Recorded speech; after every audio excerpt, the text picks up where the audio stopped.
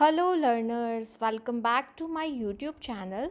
And इस video में मैं आप लोगों के साथ डिस्कस करूंगी लेक्चर 50, जो मैंने क्वेश्चंस की सीरीज स्टार्ट की है कॉमर्स के स्टूडेंट्स के लिए। और ये क्वेश्चंस यूज़फुल रहेंगे UGC NET commerce as well as PGT commerce के लिए, ठीक है।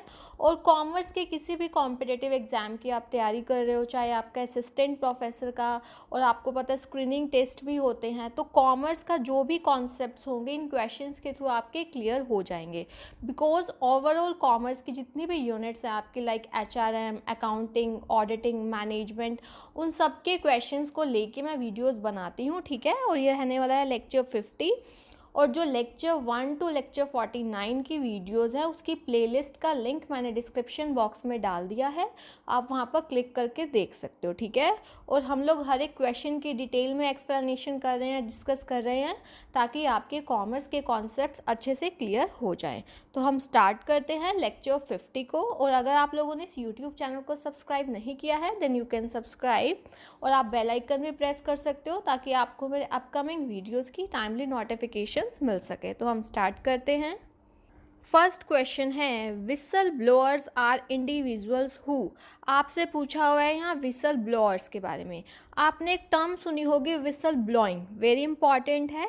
देखो मैं आपको बताती हूँ first of all whistle blowing क्या होता है और विसल ब्लोअर क्या होता है, फिर हम आएंगे इनके ऑप्शंस पे। देखो विसल ब्लोइंग का मतलब क्या होता है, जैसे सपोज कोई ऑर्गेनाइजेशन है, वहाँ पे जो है अगर अनएथिकल प्रैक्टिसेस हो रही है या कुछ भी रॉन्ग डूइंग, कुछ भी गलत हो रहा है, फॉर एग्जांपल वहाँ का एनवायरनमेंट वर्कर्स के लिए सेफ़ नहीं है या उनकी हेल्थ के लिए सेफ़ नहीं है, या कोड ऑफ कंडक्ट को फॉलो नहीं किया जा रहा, तो वहाँ का अगर कोई एम्प्लॉय इस चीज़ के बारे में डिस्क्लोज़ करता है, यानी कि वो अपने ऑर्गेनाइजेशन में जो चीज़ गलत हो रही है उसके बारे में डिस्क्लोज़ करता है, तो ये हम क्या कहते हैं इस टर्म को, विसल ब्लोइंग। ध्यान रखना, इंपॉर्टेंट भी है विसल ब्लोइंग। और जो ये पर्सन डिस्क्लोज करता है रॉन्ग डूइंग्स को, उसको हम बोलते हैं विसल ब्लोअर्स, ठीक है। यानी कि वो खुद के ही ऑर्गेनाइजेशन के बारे में जहाँ वो काम करता है, ठीक है।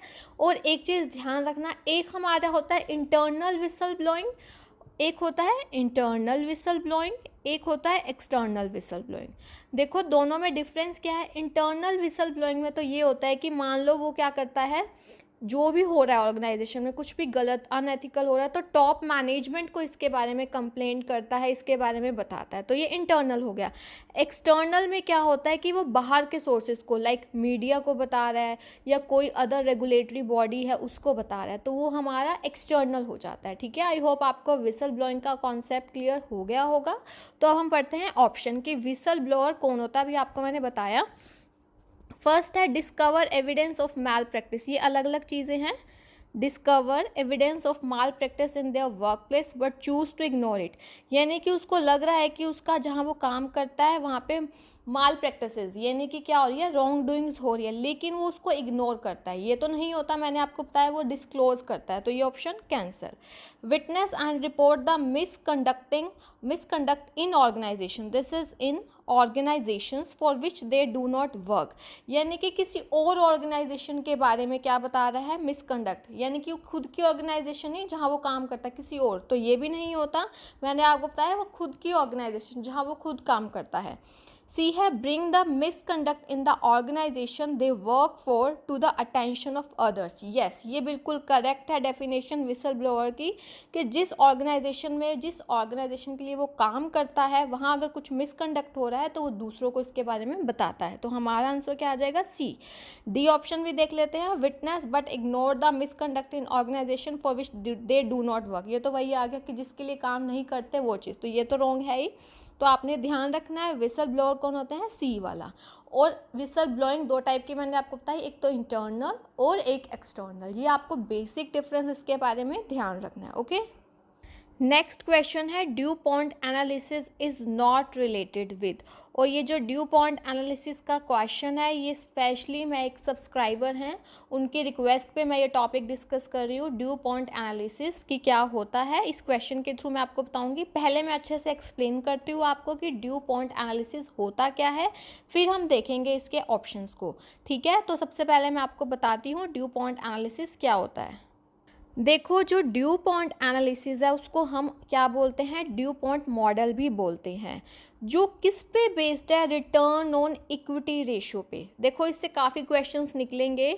ड्यू पॉइंट एनालिसिस, सबसे पहले आप ये देखो किससे रिलेटेड है, रिटर्न ऑन इक्विटी रेशियो से, ROE से, ठीक है। और ये हम करते क्यों है एनालिसिस, ये इसीलिए किया जाता है कि कंपनी जो है अपनी जो है रिटर्न ऑन इक्विटी को कैसे इंक्रीज कर सकती है, ठीक है। आपने ध्यान रखना है ड्यू पॉइंट एनालिसिस क्यों यूज़ किया जाता है। एक तो ये रिटर्न ऑन इक्विटी को डीप में एनालिसिस करता है, क्यों करता है कि जो इक्विटी के ऊपर रिटर्न है उसको कैसे इंक्रीज किया जाए, यानी कि ये क्या करता है, ये वाला मॉडल ब्रेक डाउन करता है रिटर्न ऑन इक्विटी को। क्योंकि इसमें अभी आपको मैं बताऊंगी कि रिटर्न ऑन इक्विटी को आगे 3 पार्ट्स में डिवाइड किया जाता है, कि देखा जाता है जो रिटर्न ऑन इक्विटी के कंपोनेंट्स हैं, कंपोनेंट्स अभी मैं बताऊंगी आपको कौन से 3 कंपोनेंट्स है, कि उसकी वजह से, उन 3 कंपोनेंट्स की वजह से उनका अच्छे से यूटिलाइजेशन करके कि हम अपने इन्वेस्टर्स के रिटर्न को कैसे बढ़ा सकते हैं। तो अभी तक आपने ये ध्यान रखना है कि ड्यू पॉइंट एनालिसिस किससे रिलेटेड है, रिटर्न ऑन इक्विटी से। जहाँ पर हम रिटर्न ऑन इक्विटी का ब्रॉडर व्यू देखते हैं, उसके 3 कंपोनेंट्स की बात करते हैं, ताकि हम इक्विटी के लिए अपने रिटर्न को क्या कर सके, इंक्रीज कर सके, ठीक है। तो देखो अब एक चीज़ ध्यान रखना, जो ड्यू पॉइंट एनालिसिस के अकॉर्डिंग रिटर्न ऑन इक्विटी को 3 एलिमेंट्स अफेक्ट करते हैं। ध्यान रखना, ड्यू पॉइंट एनालिसिस के अकॉर्डिंग रिटर्न ऑन इक्विटी किससे अफेक्टेड होता है, 3 एलिमेंट से। फर्स्ट ऑफ ऑल है आपका ऑपरेटिंग एफिशिएंसी, जो हम कैसे मेजर करते हैं, नेट प्रॉफिट मार्जिन से। तो फर्स्ट एलिमेंट क्या हो गया हमारा, नेट प्रॉफिट मार्जिन। सेकंड है हमारा एसेट्स मैनेजमेंट। एसेट्स मैनेजमेंट आप कैसे देखते हो, टोटल एसेट टर्नओवर से। तो सेकंड एलिमेंट क्या हो गया हमारा, टोटल एसेट टर्नओवर। और एक होता है फाइनेंशियल लिवरेज, जो किससे मेजर किया जाता है, इक्विटी मल्टीप्लायर। तो ये तीनों चीज़ें ध्यान रखनी है आपने। अब आपको एक चीज़ बताती हूँ कि जो रिटर्न ऑन इक्विटी है उसको हम 3 एलिमेंट्स में डिवाइड कर देते हैं। देखो मैंने अभी आपको बात की net profit margin into return on assets into financial leverage, ठीक है। Return on equity is equal to net profit margin into return on assets into financial leverage. कैसे, क्योंकि देखो नेट प्रॉफिट मार्जिन आपका कैसे आता है, नेट प्रॉफिट बाय सेल्स करके। रिटर्न ऑन एसेट्स आपका जो कैसे आता है, सेल्स बाय एसेट्स। आपने सुना होगा ना एसेट टर्नओवर रेशियो होता है, ये वाला आपका एसेट टर्नओवर रेशियो भी होता है। वो आपका ये बताता है कि आपकी एसेट्स को कितनी जल्दी आप सेल में कन्वर्ट कर लेते हो, तो उसी की बात हो रही है। और financial leverage assets by equity, यानी कि आपकी जो है कितना डेट का पोर्शन है इक्विटी के साथ साथ, कितना आप डेट यूज़ करते हो। और आपको पता है कि अगर आप प्रॉपर अमाउंट यूज़ करते हो डेट का और इंटरेस्ट टैक्स डिडक्टिबल होता है, तो आपको क्या रिटर्न बढ़ती है इक्विटी शेयर होल्डर्स के। लेकिन अगर आप बहुत ज़्यादा ही डेट यूज़ करते हो तो आपके लिए एक रिस्क भी है, लेकिन आप प्रॉपर अमाउंट अगर यूज़ करते हो तो इक्विटी शेयर होल्डर्स की रिटर्न बढ़ती है, ठीक है। अब आप ये देखो, सेल से सेल कट गया, एसेट से एसेट कट गया, क्या बचा, नेट प्रॉफिट, यानी कि प्रॉफिट इक्विटी। तो वही हो गया ना रिटर्न ऑन इक्विटी की, इक्विटी वालों के लिए कितना प्रॉफिट अवेलेबल है। तो ड्यू पॉइंट एनालिसिस की वजह से जो है वो हम देख सकेंगे कि अगर हमारा लोअर ROE आ रहा है, यानी कि हमारी रिटर्न ऑन इक्विटी अगर कम आ रही है, तो क्या वो लो प्रॉफिट मार्जिन की वजह से है, या लो एसेट टर्नओवर की वजह से है, या हमारा पुअर लिवरेज है। तो जिस एरिया में भी हमें लग रहा होगा कमी, तो उसको हम क्या कर सकते हैं, इम्प्रूव कर सकते हैं। इसीलिए ROE को अच्छे से डिवाइड कर दिया जाता है अलग अलग एलिमेंट्स में, फिर देखा जाता है किस पोर्शन की वजह से जो है हमारे में थोड़ी कमी है, फिर उसको क्या किया जाता है, इम्प्रूव किया जाता है। ओके, तो आपने ये चीज़ अच्छे से ध्यान रखनी है।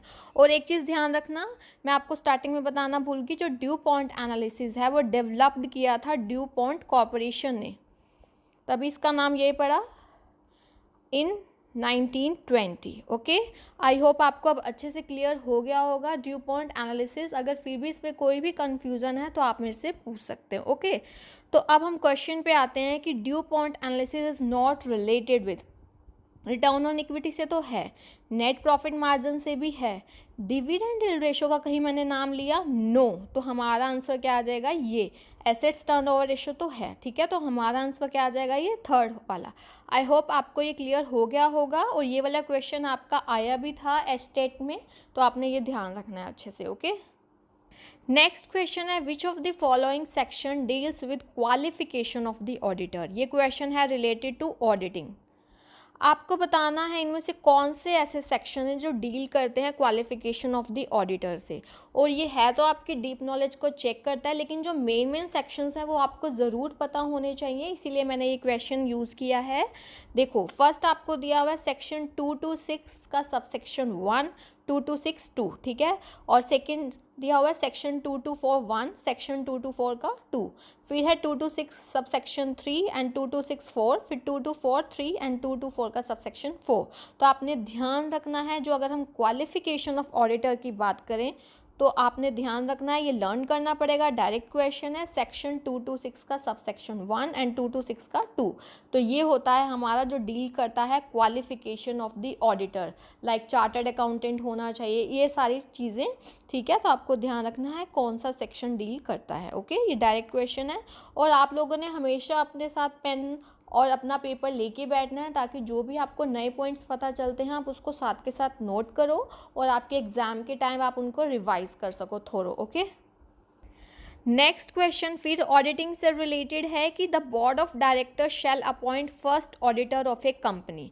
आपको पता है अगर कोई कंपनी बन रही है, यहाँ पे हम अदर देन गवर्नमेंट कंपनी की बात कर रहे हैं, सिंपल कंपनी की, तो अगर उसके जो बोर्ड ऑफ डायरेक्टर्स हैं उनको अपना फर्स्ट ऑडिटर समझ रहे हो, कंपनी के जस्ट बाद का जो फर्स्ट ऑडिटर है, जब कंपनी आपकी नई नई बनी है, तो वो कब उसको क्या करना चाहिए, अपॉइंट करना चाहिए।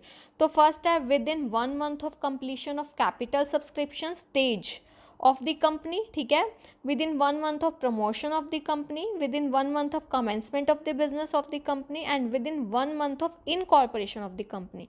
तो हमारा आंसर क्या होगा, डी, कि जैसे ही इनकॉर्पोरेशन हो जाता है विद इन 30 डेज जो है डायरेक्टर्स को अपना फर्स्ट ऑडिटर अपॉइंट करना पड़ता है। यहाँ पे हम बात करें फर्स्ट ऑडिटर की, ठीक है। और उसके बाद जो है ये जो अपॉइंटमेंट हुआ है फर्स्ट ऑडिटर का, इसको रेटिफाई कर सकते हैं कब, जब फर्स्ट एनुअल जनरल मीटिंग होगी कंपनी की। यानी कि आपने एक बार तो फर्स्ट ऑडिटर को अपॉइंट कर दिया with in 1 month of registration या इनकॉर्पोरेशन ऑफ कंपनी, फिर जो अपॉइंट किया है उस अपॉइंटमेंट को आप रेटिफाई कर सकते हो फर्स्ट ऑडिटर के अपॉइंटमेंट को in the first annual general meeting of the company. यानी कि आप उस फर्स्ट ऑडिटर को क्या कर सकते हो, कंफर्म कर सकते हो उसका अपॉइंटमेंट, उसको रेटिफाई कर सकते हो फर्स्ट एनुअल जनरल मीटिंग जब आपकी होगी, ओके।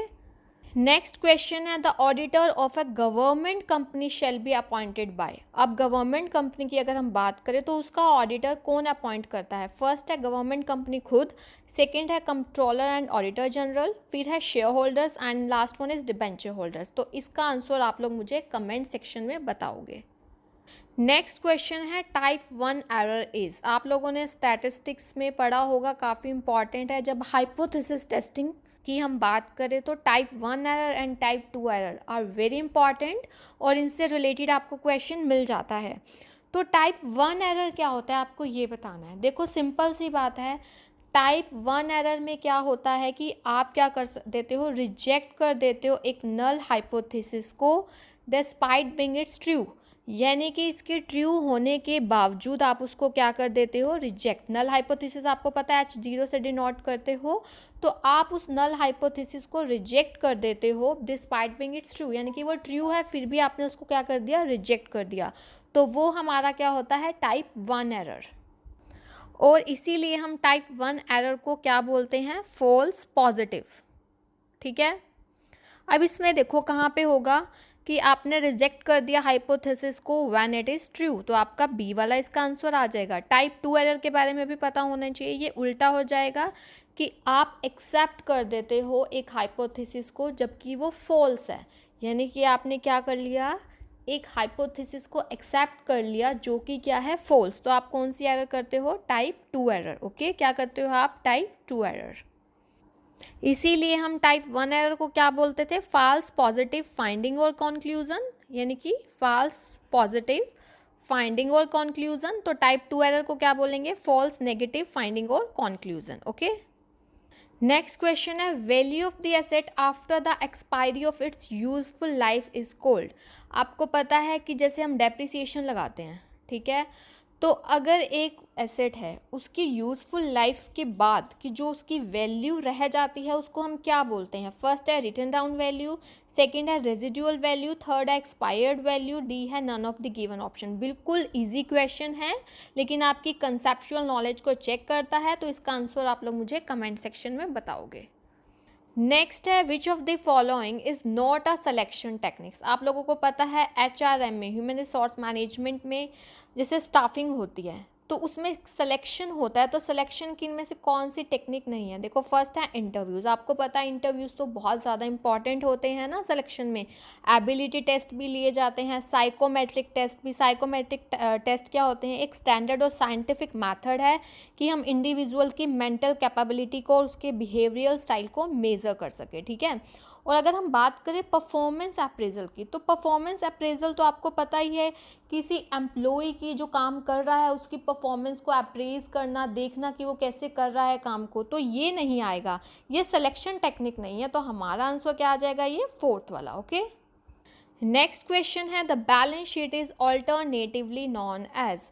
बैलेंस शीट को और किस नाम से जानते हैं? फर्स्ट है एसेट स्टेटमेंट, बी है statement of financial position, third है statement of profit and loss, and fourth one is none of the given option.